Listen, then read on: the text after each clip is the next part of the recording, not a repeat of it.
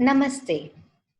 One person believes that he is the king of England and his beliefs continues for about a week, after which the person becomes normal again.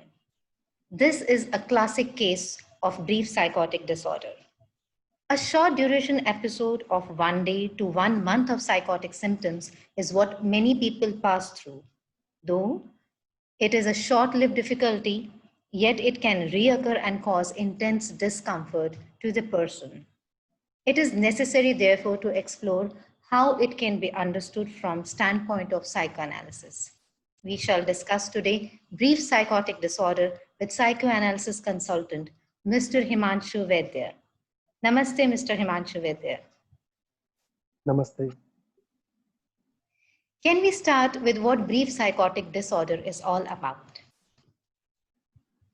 Essentially, it is a disorder of break with reality where the reality testing is fractured, and this happens for a short duration of time from 1 day to about 1 month.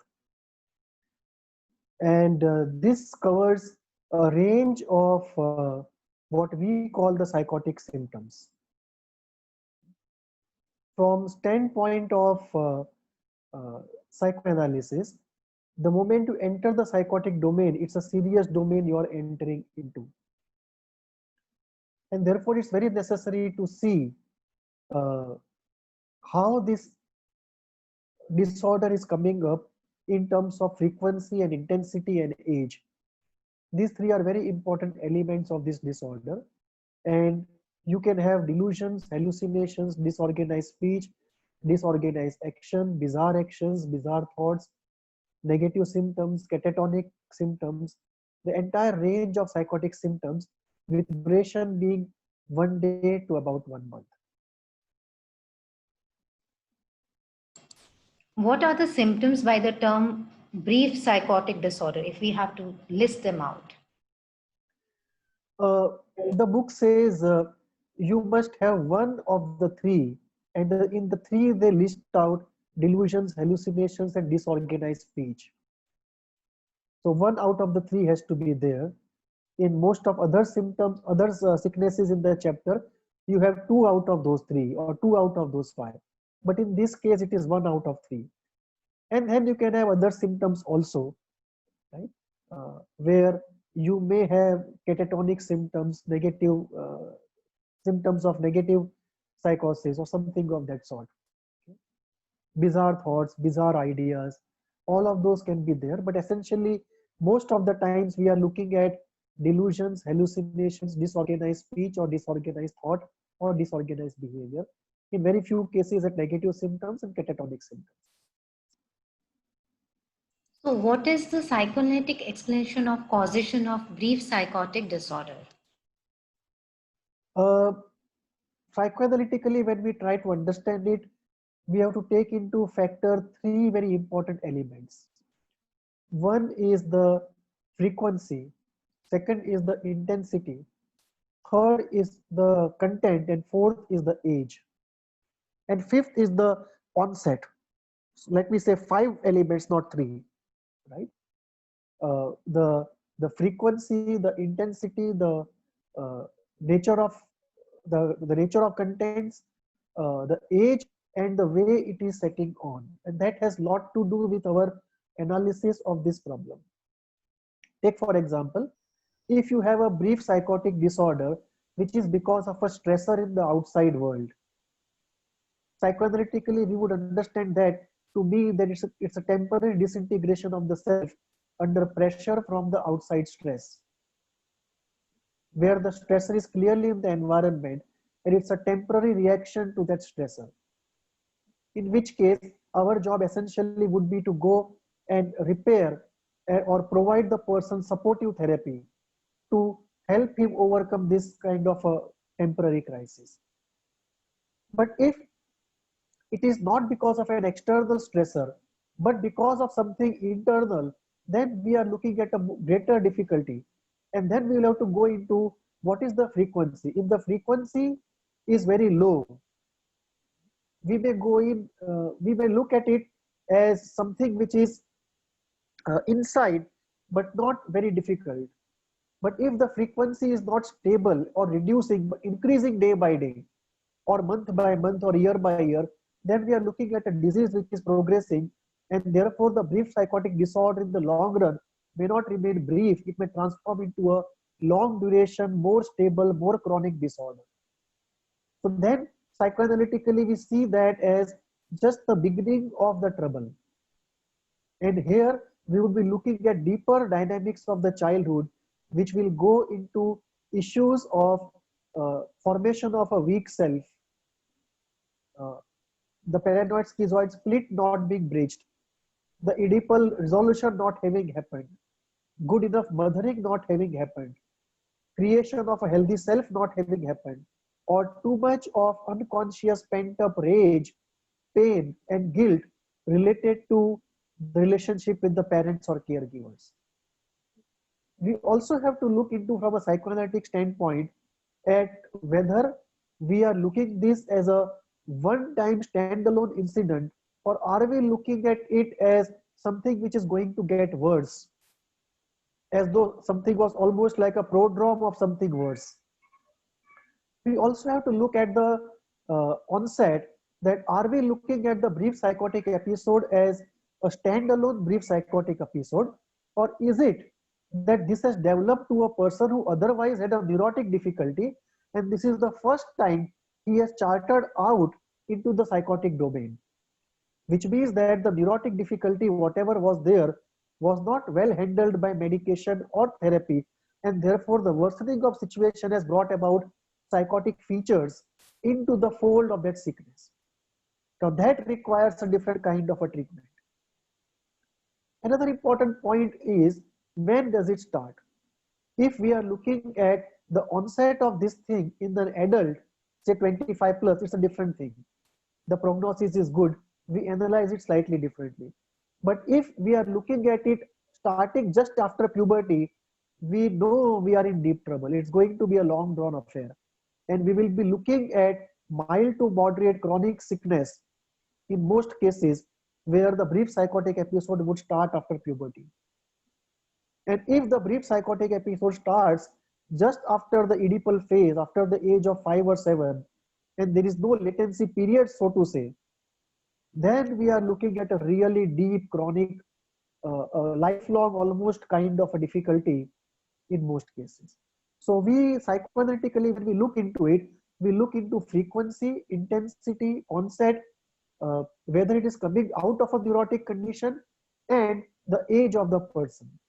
Another element which we look at it from psychoanalytic standpoint is, what is the content of the difficulty, because that gives us insight into the psychoanalytic phenomena and thereby how to heal it.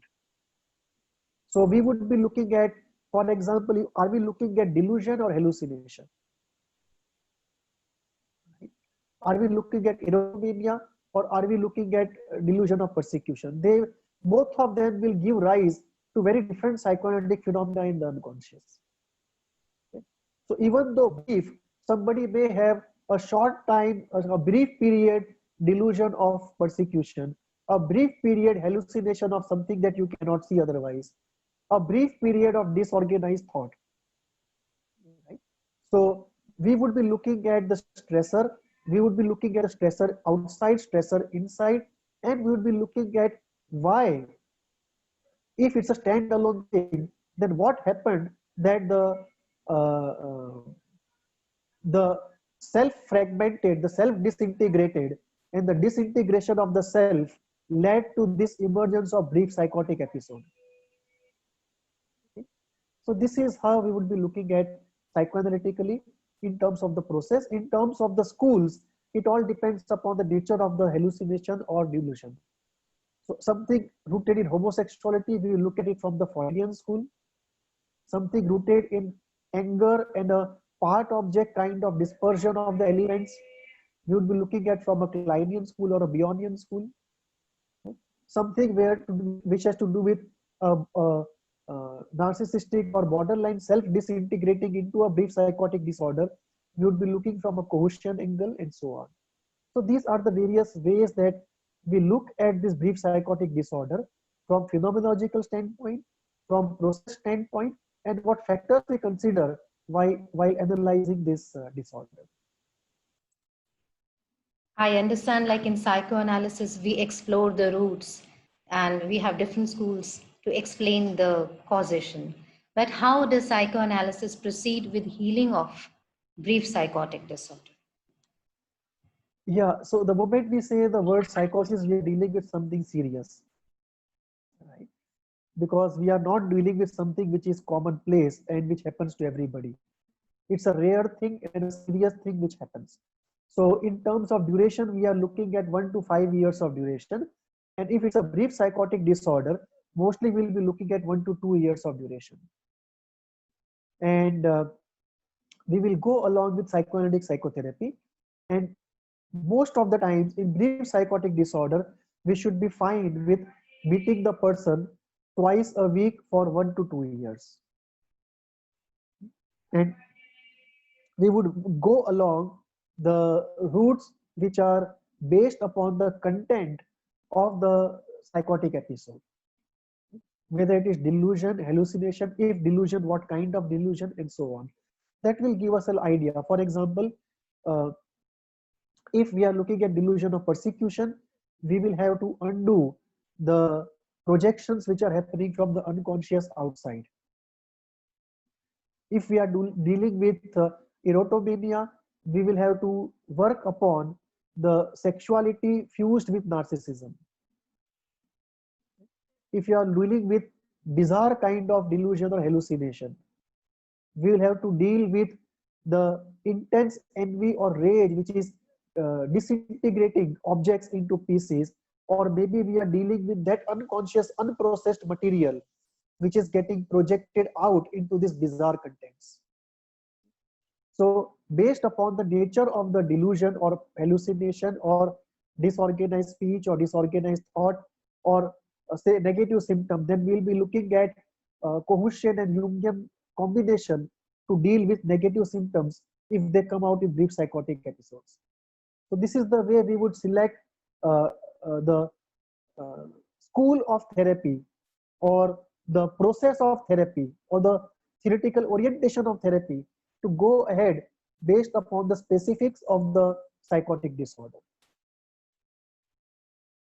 So when we see that, the person's entire life is taken into different pieces. So when we bring in the holistic frame of healing, where can we fit this brief psychotic disorder for healing? Uh,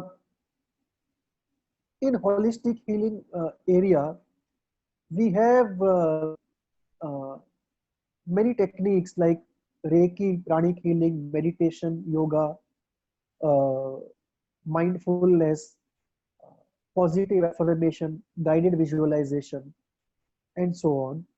And these techniques are helpful in lowering anxiety, in inducing relaxation, in helping the person be in groups, in helping the person be with somebody.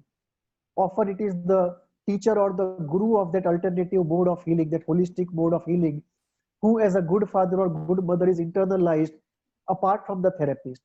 So all these factors come in when we talk of holistic healing. And along with the mainstream psychiatric and psychotherapy healing, holistic healing also can play a part to add to what we are doing otherwise, and also help the person work on himself between two sessions or between two visits. And homeopathy also uh, works very well as one of the elements of this holistic healing. So how is patient education important in the context of this disorder? This is a disorder where patient education can make a lot of difference, because the difficulty is not overwhelming, it is circumscribed. And therefore, the possibility of generating insights is very high. Because the difficulty is circumscribed and the possibility of generating insight is high, the most of the patients are able to clearly see and understand the causation of this problem. So it may take us a few sessions to figure out what the causation is, But once we are clear, right, uh, if we are able to talk to the patient about it, and also about the medications we are using, or, I mean the psychiatrist is using, not we are using, the psychiatrist is using, and what are the side effects and so on, it helps the patient a great deal in the following ways. One, it reduces that anxiety of unknown. So the anxiety goes down because he knows what is happening to him.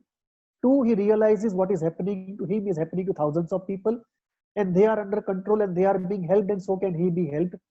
He comes out of that eternal helplessness kind of a state, that state of intense guilt, the odd man out, and intense shame. Third, it helps him very clearly understand the do's and don'ts, what will help him and what will not help him. So it does not indulge in self-sabotage, knowingly or unknowingly. Fourth, it helps him to focus upon those points which are more relevant in this issue. So when he goes to the therapist or alternative healer or the psychiatrist, he is able to provide information in a much better way, because his selective attention is working very productively after patient education is done. And fifth, he is able to do a lot of things himself, search out more sources, credible sources, because we have guided him. So he does not fall into the trap of uncredible, non-credible, unscientific information. And he is able to move out peer groups, seek out uh, groups which help him, seek out uh, peer support, and uh, also discuss with uh, the healers that he is encountering what exactly is his problem, because many of the holistic healers may not know the scientific basis of what he is passing through. And all of this enables him to better manage his sickness, accelerate the healing, and enhance his quality of life. That's very important, patient education. And second thing I would say, when it comes to the caregivers, what should be the family members of caregivers do if they're helping someone dealing with this specific disorder? It's very, very important in this entire spectrum, actually, whole schizophrenic spectrum, because uh, what happens in this spectrum and in brief psychotic disorder also is not something which is common experience to you and me or to the caregivers. So even in brief psychotic disorder, we are talking of very unique experiences giving rise to what is called the precox feeling. Right? That feeling of strangeness, that something is strange and very unlike us, very unlike something that we call normal or common. And this creates a lot of anxiety in the parents or the caregivers. So once the caregiver education happens, the anxiety comes down because they know what is happening, to what extent it can go, how much medicines can control, and so on. That is one, the lowering of anxiety. Two, it helps them monitor themselves so that they don't fall into the trap of secondary problems of secondary anxiety and secondary depression, so that caregivers of today don't become the patients of tomorrow. Three, they are able to find out what the do's and don'ts, what will help the patient, what will not help the patient. So unknowingly also, or out of ignorance also, they don't end up harming the patient, which of course intentionally they never want to do, they end up doing it unintentionally. That is avoided. Fourth, they are able to find out multiple sources how to help the patient apart from the classical psychiatrist and the therapist. So they might find out peer groups, NGOs, social groups where the person can attach and enhance his healing process. And fifth is uh, they are able to find out if over a period of time some healing process, whether it is therapy or psychiatric drugs, is going well or not. They may not be able to do it in 1 month or 2 months, but over a period of 1 year, right, or 1.5 years, or 6 months to 1 year, they can make out what is going right or wrong if they are well informed, especially with relation to the side effects of medicines, if any are found. So these are the areas where the parent education or the caregiver education makes a very large difference to the well-being of the caregivers as well as the well-being of the patient. Yes, and rightly said that we need the right environment for healing to occur.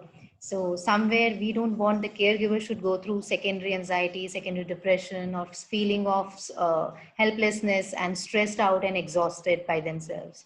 So it's a great way of coming to a therapist where you are not only getting support for the patient, but the family is also taken care of with constant motivation of staying there and sorting out, creating a harmony in a holistic way.